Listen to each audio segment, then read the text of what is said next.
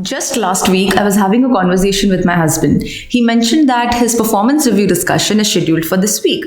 So naturally, I asked him, "Are you prepared for the discussion?" And he said, "What prep do I need to do? It's just a performance review. My tasks for last year are already done, so there's really nothing for me to do here." You might find this response okay, familiar, or even something that you would say when asked the same question. But for me, as someone who's been in the corporate world for over 7 years and been a people manager for over 4 years, conducted many performance appraisals for my team and managed my own appraisals as well, I was surprised. My immediate reaction was, no, you need to be prepared for the discussion. What if your manager doesn't acknowledge the countless nights you spent resolving issues that unblocked your team's progress? She probably doesn't even know that you worked overtime on most days because it's all been virtual. What if she doesn't bring up the many tasks you did outside of your responsibilities, the mentoring that you offered to your juniors? What if she holds that one deadline you missed last year against you and gives you a lower rating? You need to be ready with arguments and counter arguments for every possible discussion point coming your way. He said, "I never really thought of it that way. I just assumed that she would know and appreciate my work." And that's when I realized this video needs to be made. Because my husband is not alone. There are many of you out there who still don't prepare for performance review discussions. We often walk into these meetings thinking and feeling, "I have done a lot this year and I deserve the highest rating." But if only the world was that fair. Welcome back to my channel. I am Madhuri Varma, your go-to person for all things related to higher education, career management, and personal development. If this is the first time that you're watching one of my videos, a big hello to you. Make sure you hit that subscribe button and the bell icon next to it to not miss any future content. We are very close to 10K, so let's make that happen. For your upcoming performance review discussions, please follow everything that I'll be recommending in this video because this is coming from personal experience of managing over 20 people and conducting their performance reviews year after year. Let's get started.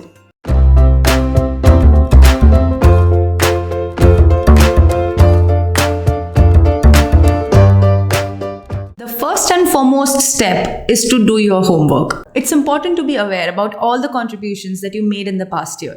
Don't worry if your performance review discussion is just around the corner. You still have time to sit down, note all of your contributions and achievements from the past year, and keep your facts ready. Since you'll be doing this in the 11th hour, it's possible that you miss a point or two here and there. That's okay. As long as you have the major highlights, you are covered. Talk about everything that you spent your time on and how your contributions made a difference to your colleagues, your team, and the company as a whole. A much better way, however, is to prepare well in advance. Create a consistent practice of sitting down at the end of each week and noting down how you spent your time that week. At the end of every month, send a comprehensive email to your manager or any other stakeholders who might be a part of your performance review discussion. And in that email, say, "Here's an update of my work for this month." And in that update, divide your tasks under different categories.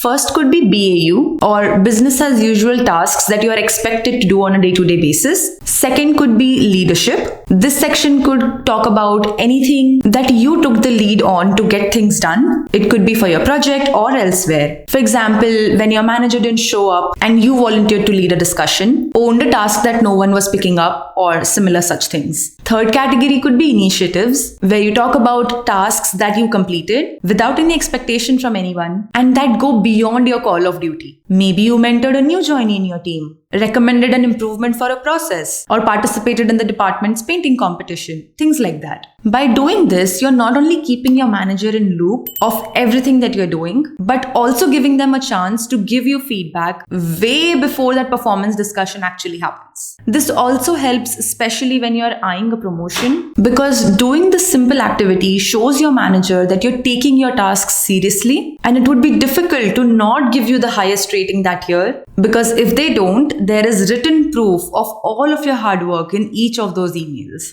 Another bonus is that at the end of the year, you won't have to spend time wondering what to write in that self-evaluation form. You can just bring up the 12 emails that you sent to your manager in the past 12 months, collate that information, and submit your review. I have personally followed this throughout my professional journey, and it has worked wonders in how competent and career-oriented my managers perceive me as. Try it out for yourself and you will know. So this step was entirely our pre-work. Now that we have all the information ready, let's understand the next step. That is how to tackle the actual performance review discussion. Recommendation number 2, focus on facts instead of emotions. We as humans tend to get emotionally attached to the work that we do and feel very strongly that we have worked quite well.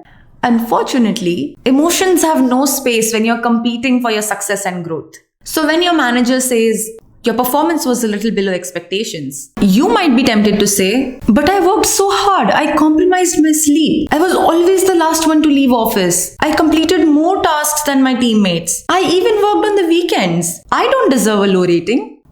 Avoid that temptation. Take a deep breath and focus on the facts. Talk in numbers and statistics. A better response would be, I was assigned X tasks throughout the year and I was able to successfully complete X plus 5. I also initiated Program W and won ABC competition for our team. I'm not sure which aspect of your review criteria I'm falling short on to deserve a lower rating. By responding calmly and giving them an avenue to explain their side of things portrays you as someone who is receptive of feedback, and that's always a good thing. Now, if you are thinking, how can I say this? I can't disagree with my manager. What if it backfires in other ways? And that's recommendation number 3 from me. It's okay to disagree with your manager. If you hear them giving you a piece of feedback that you don't agree with, it's okay to say it out loud. Politely and with facts, of course. For example, if your manager says, you do your work quite well, but there is scope for improvement in helping the team on the whole and helping others with their work as well,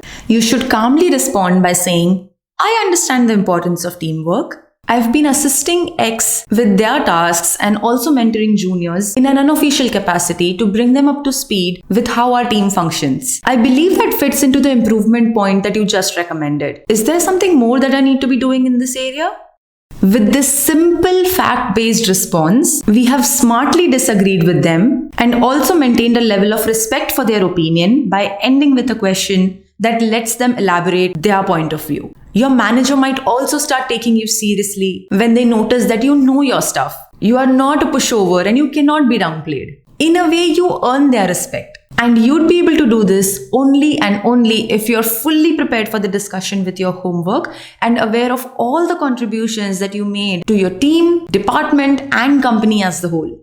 Recommendation number 4, bring up salary expectations. Performance reviews are the perfect setting to start talking about your upcoming monetary appraisal. By demonstrating how valuable your contributions are to the team, you are able to indicate that you expect a decent or even beyond decent bonus and a range in which you expect your new salary to be. You also can ask your manager whether there are any company-wide restrictions that you are not aware of but might affect your bonus or salary increment. They might not share it fully with you, but just bringing it all out in the open helps to have a genuine conversation with your manager and set expectations right on both fronts. They might end up saying something that will give you a hint of what kind of an appraisal you can expect. You just need to read between the lines here. Watch my video on how to negotiate your salary by clicking here to be better prepared for that discussion. Recommendation number 5. Think of the bigger picture and talk about the next step in your role. You might be hoping for a promotion next year and even working towards it by showcasing the next level skills and seeking mentorship from someone who is already at that level. But that's not enough.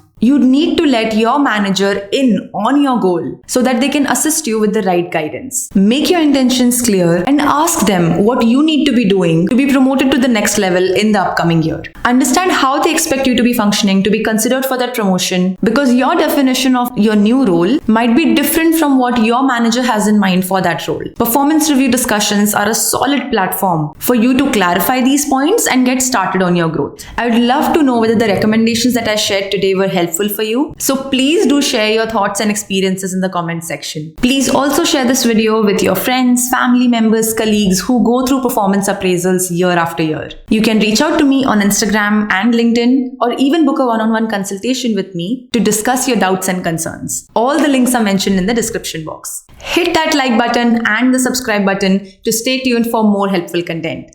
10K soon. Thank you for watching.